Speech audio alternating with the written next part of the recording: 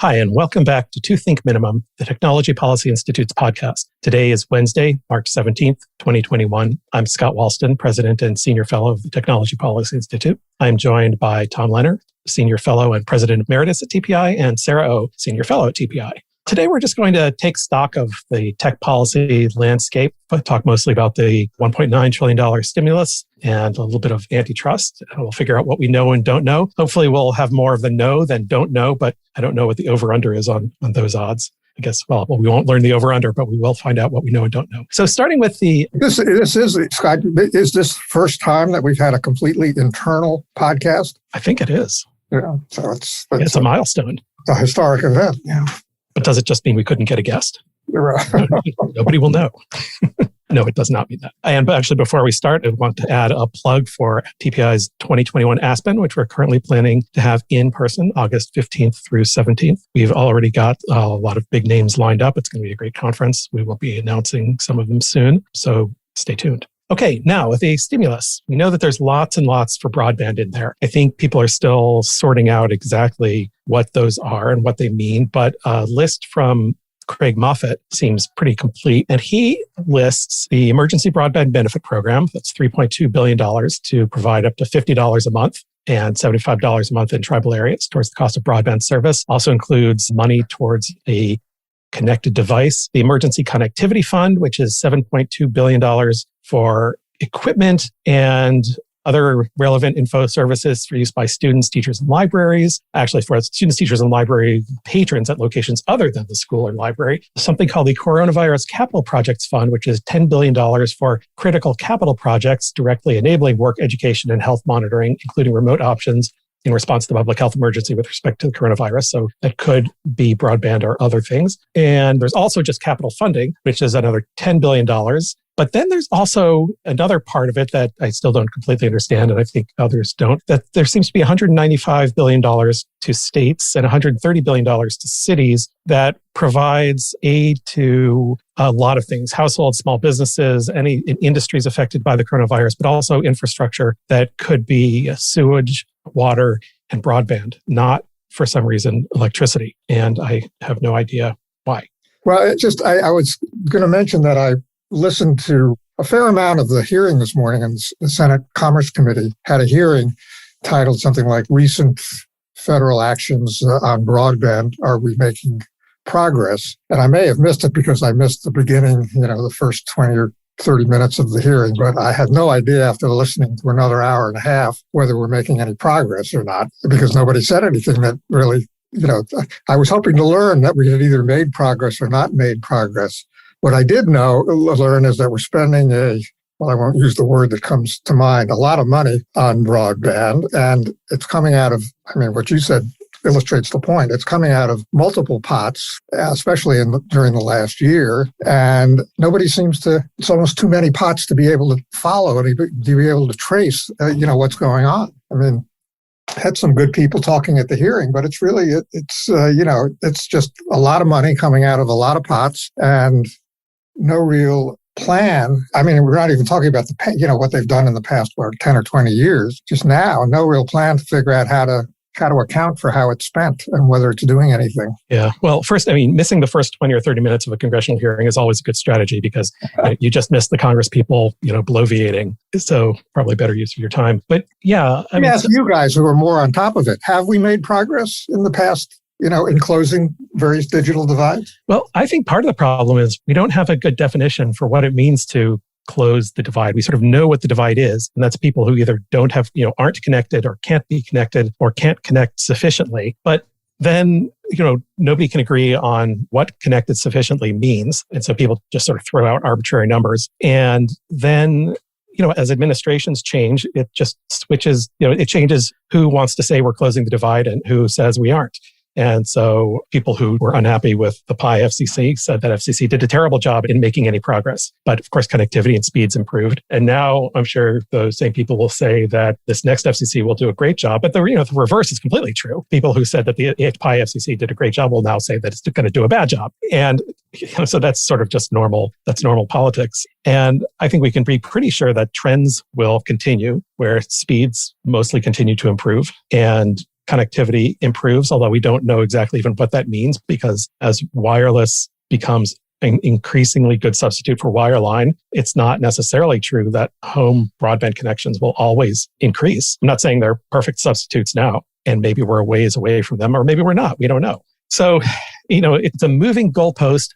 And even worse than that, it's a moving goalpost that hasn't been defined. So I don't know how we know when we've made sufficient progress on it. I mean, another thing that I harp on constantly is related to that, this measurement issue, that people are very, we want to spend money on it, but it almost seems as if we're more interested in looking like we're doing something than in actually doing something. We've got however many hundreds of billions of dollars here, ready to roll out to deal with this. And nobody's interested in studying any of it, what's worked, what doesn't. I mean, and the amounts of money for that are just minuscule, but still better to say you're expanding the program than to try to figure out what works. It's upsetting, I think. Yeah, and along the lines of one of the things you're talking about is one of the subjects that was being debated at this hearing was some of the people saying, we need to define adequate broadband as 100-100. And Mike O'Reilly and some of the others were saying, well, of course, if you do that, then you're going to, just by definition, you're going to wipe out any progress we've made because there'll be so many people who are basically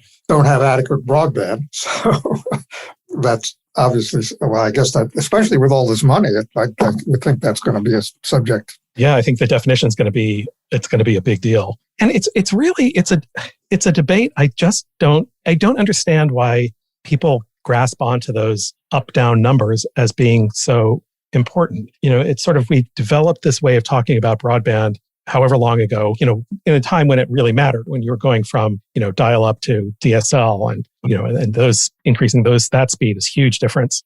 Going from 1 to 5 is a big difference, 5 to 10, big difference. But, every study that's been done shows that people value the increment less and less. But we sort of stuck with that when it's other things that, and other things matter. And I don't understand why those other things aren't part of the debate at all. Why the people who insist on 100 or any arbitrary metric focus explicitly on those. So first is, what is a required up-down bandwidth to be useful? I mean, if we're doing this on Zoom right now, anybody who's ever on Zoom, you can go to statistics in the preferences, and you can see that you're using maybe 1.5 megabits per second to do your video chat. But, they have other statistics there too. They show you the latency and your packet loss. And those sorts of things also matter for the connection. And we don't, maybe there's no reason to focus on it because maybe there are no problems. But there's that. There's people's Wi-Fi connections are terrible inside their homes. And, the reliability matters, the uptime. And so, criticizing these arbitrary bandwidth measures, some people seem to think that it means you're giving the ISPs a pass and just trying to make excuses for them or save them money. And it's nothing like that at all. Focusing on a broader set of metrics might make it harder for them. We don't know. And so I find it odd that the debate insists on sticking with that one set of things. Again, that's another rant. I rant a lot. Well, I don't know. I'm not on top of the debate enough to know what people's motivations, but maybe it's just people want us always to be behind and always have to do more. That's true. I mean, and there's something for aspirational goals. Right. That's for sure. Right. There's also something to be said for how it's difficult to talk about costs. So we're talking about billions of dollars of spending, but people don't really talk about lowering costs or finding cheaper options. Or it seems like the debate is always, we need more money because it's so expensive. Why can't we lower the costs and use the same amount of money, get more bang for the buck? I think that's part of the incentives of the policy discussion, where the lever that seems easiest to change is the amount of total spending. But actually what's hard and is actually beneficial to taxpayers is to figure out ways to lower the cost to provide better service. So I just did a quick calculation. The E-rate emergency connectivity fund in the stimulus bill is $7 billion. Divide that by 56 million K through 12 students. That's about $125 per student in the whole country. So take off overhead costs, and that's $100 per student for every student. So you would think that we could get Chromebooks to every student. And you would think okay, there's administrative costs to distribute and to track, but when we're talking billions of dollars, and then E-rate itself is $4 billion annually. It's a constant, steady stream. So that's all the service to the schools. These one-time allocations should be able to close the divide. Also, I mean, your point about the Chromebooks, it's another area where we should have been learning something during the pandemic because lots of school districts did that. They gave Chromebooks and hotspots to anybody who needed one. And so, in some places, in principle, there shouldn't be any kids who are not connected. But I'm sure there still are, despite that. But we haven't studied it at all. Does the this new program, $7 billion, does it also redefine the home as a classroom? I thought I heard something about that, but I wasn't sure that people were talking about that. I wasn't sure whether it did it or not. From what I've read in notes, it includes off-campus locations for connected devices, internet service, and equipment. So it's extending the school ed tech to the home, sending devices home, equipment, and service. But I just want to continue about the numbers here, like billions of dollars. I don't hear enough discussion of lowering the cost. We don't talk about costs. Well, we talk about spending. At the moment, we're not talking about costs in anything. I mean, it's just all stimulus. But that's, related, of course, to your paper, which maybe you should talk about a little bit, where you looked at the different ways BTOP from 2009 could have been allocated and simulations you ran, showing that a reverse auction could have been much more efficient, got a much bigger bang for the buck. But I also thought a really interesting result from that paper was that it looked like the grant assignment process was almost no better than random assignment. That could have saved a lot of money too. Right. So that paper was an effort to study the Recovery Act spending, which was about $3 billion, which sounded like a lot then, but now it's not even much at all for infrastructure, for middle mile, the connected infrastructure portion of BTOP. And it's one of few papers that looks at outcomes after the spending. And in that paper, I compare different allocation mechanisms, including a counterfactual analysis for what if NTIA used a reverse auction. And the idea of the reverse auction would be competition in prices among suppliers. And, E-rate does have competitive bidding among providers. There is some measure of competition for costs, but in general, I would like to see more studies that look at how the government is how the rules selected are useful or not, or, efficient or not. As much energy going to that effort as energy towards getting spending up. I mean, that really gets to the question of incentives for politicians and for government officials. I mean, is the incentive to say, look how great we are, we're spending X billion dollars on this problem, and not talking about what it's actually done? Or is the incentive, is there much of an incentive to talk about outcomes?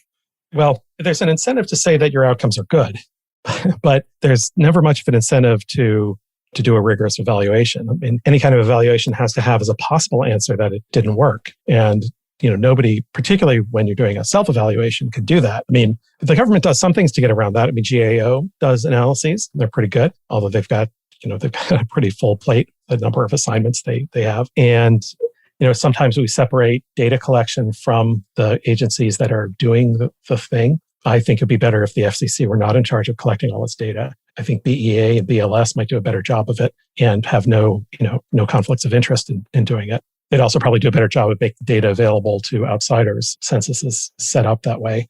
But so, Scott, I don't think you mentioned in your list of, maybe because it hasn't been passed yet, the $94 billion Klobuchar proposal. That's right. That's a whole separate thing, right? Isn't it? So what is that specifically? So it's another $2 billion, let's say $6 billion for emergency broadband benefit, an extra $2 billion for E-rate. And then where's the rest? Where is the rest? I mean, everybody wants to be part of saying that they're part of the solution. And, not to be so cynical, I think most of them want to be part of the solution. But nobody gets any credit for saying, let's do an experiment. Let's try to get the biggest bang for the buck. And, I think if the agencies themselves, don't have an incentive to evaluate their own work, it does seem to me that the Congress should have some sort of incentive they vote the money, and they should have some sort of incentive to... That's true. Although maybe, it's a little bit different now in the context of the $1.9 trillion, because the amounts of money we're talking about for broadband are huge, but it's still just a fraction. Well, I think people, I know I have. I think people have just gotten numb to these large figures, so. Yeah. I remember, I think it was Paul Dessau did some analysis, some kind of back of the envelope calculations on how much it would cost to connect the country to fiber, the whole rest of the country. And it was sort of $40 billion to get to to get 3/4 of the way to connecting everyone who's remaining, but then another $40 billion to get to the last quarter. It was probably actually probably a smaller number, a higher number to get to a smaller share than I'm remembering. But now those numbers seem small, even though they're not. Right. But it's hard to keep things in perspective. Yeah, I recall, my OIRA days, where $100 million was considered a major regulation and, and it still is, I think, warranting a cost-benefit analysis and everything. But $100 million is just small potatoes these days. Yeah. It doesn't even show up in rounding errors. Right. And maybe it's due to the pandemic, emergency, exigent circumstances of the crisis. But do you think that there will be evaluation after the trillions are spent? Well, when we're talking about trillions, it's there's no question that there's going to be a lot of fraud involved. So we'll definitely hear those stories, even though those probably aren't really the ways the money gets wasted. Those will be the sort of the, wow, can you believe this happened kind of story. But in terms of, evaluation, in terms of what did the money do any good? I don't know. But you're also, you're raising the question of what was the money supposed to do in the first place? If it's supposed to get the economy going, maybe you do want to build fiber everywhere you can because you're just putting people to work. And it's not really about the broadband. I don't think anyone who promotes these programs would say that. And I don't think anyone believes that to be the case, but there is the bigger question of what it's for. Will we discover the multiplier effect is small?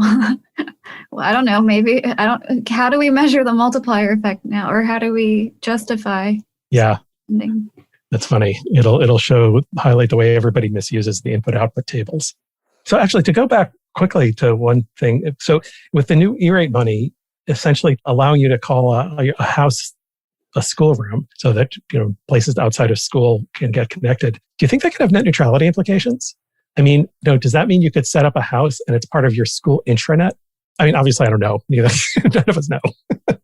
But I'm imagining that schools want their students to be part of their internal network, or are they going to be required to give them a plain old internet connection? I'm saying plain old is the wrong connotation, but the same kind of connection everyone else has. Yeah, and that is interesting. Are hotspots governed by terms of service for the school, or can they? I don't know. Can the school track what the students are doing at home? Privacy also. Right. That's a good question. I don't know. I wonder what different school districts have done with that. Well, there are restrictions on schools that accept these E-rate money. There are restrictions on what the kids can access, right? Generally, in the school, I don't know if that's part of E-rate itself, but schools tend to have blockers, which all the students are extremely adept at getting around. Right. So that's part of the educational program, right? It is. I think they're not always going to say that's the main thing they've learned this year, but they're at home, so they don't even need to worry about those blockers. So they've all gotten good at doing TikToks while they sit in front of their computer, listening to their teacher, who's probably also making TikToks. But that is a good point. Not directly related, but I hope that there are some voices that can say where the E-rate money went. We should study it. There aren't really good studies that show us where it went or how it was used or what was more effective than others. Are there? Right. Not a lot.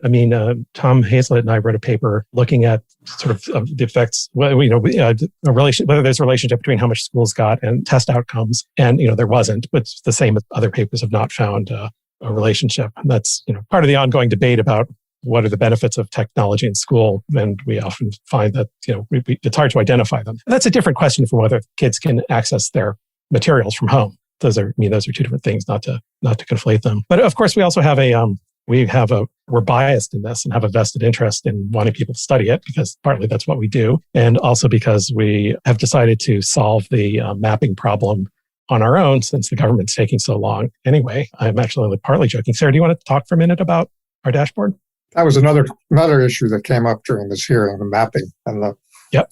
Yeah, sure. So at TPI, we're building a web app online tool to help us answer questions that we've been discussing here.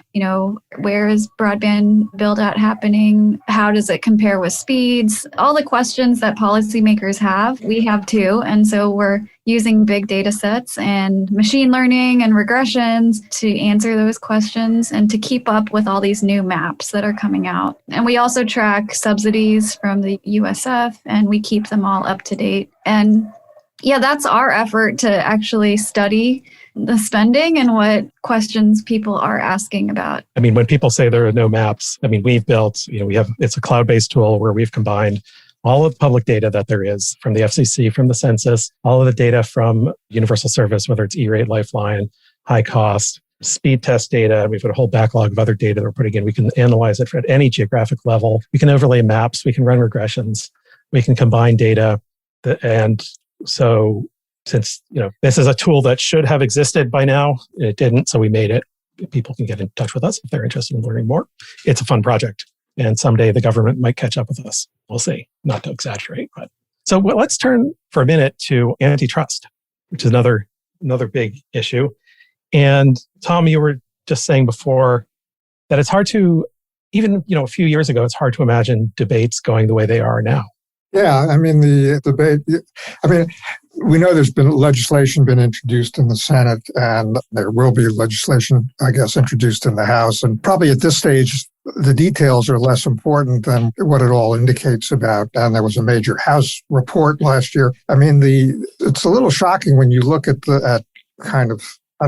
how intellectual movements go, how rapidly this new, I don't know what you want to call it, people have called it different things, but this new neo-Brandeisian or whatever, I haven't even heard that term that much recently, but this new thinking about antitrust, the reform, let's say, call it the reform movement in antitrust, has taken hold, in a very, very short period of time, just a period of, probably just a year or two almost. And basically the goals of this movement are to make a 180-degree turn in antitrust enforcement, kind of to largely discard what has been the antitrust thinking of the last 30 or 40 years. It's been kind of caricatured as, Chicago school thinking and kind of mischaracterized as, just concerned with price.